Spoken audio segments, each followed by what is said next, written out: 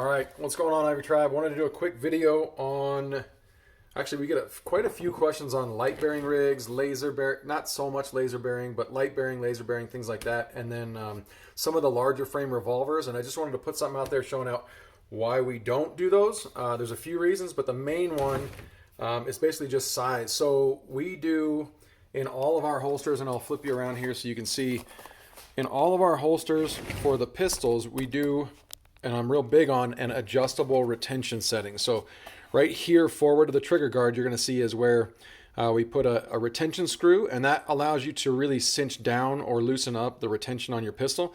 And so that's a big deal for us. Well, the jig we use to be able to keep all of those holsters right at 5.5 inches wide, so that they'll fit on nearly all of the pack belts, is this guy right here. And so this is what helps us to be able to make the product very consistent with the same hole spacing, same bend in the wings, all of that stuff on every single holster. So this thing is only, I want to say 4 inches across.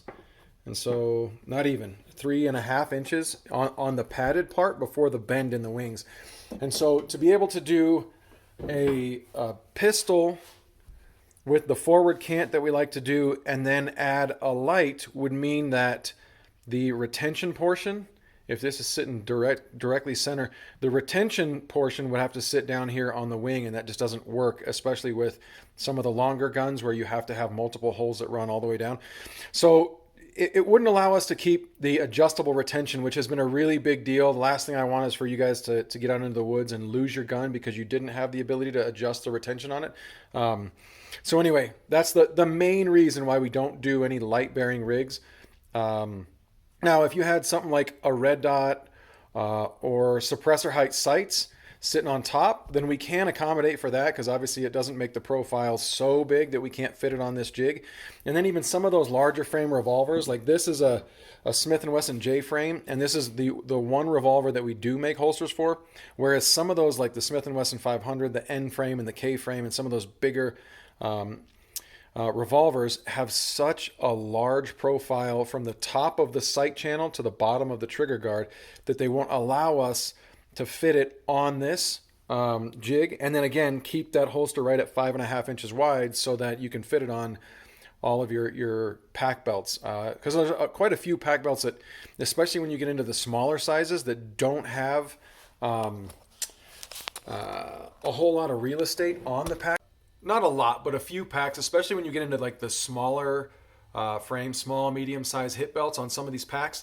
They just don't have enough real estate front to back to be able to accommodate the 5.5 inch holster. And that's what makes it so stable, is that we're using 2 clips to keep it from rocking forward, backwards. And if I'm honest, it helps to rock, not let it rock outward as well. So yeah, we want to be able to keep them as low profile as possible so that as many people can use them on the plethora of pack belts that we sell them for. So that's the main reason. If you have any questions, drop them or give us a call or send an email or text or smoke signals or telepathy or whatever it is. But get to us in some way. Let us know what your questions are. Appreciate your time.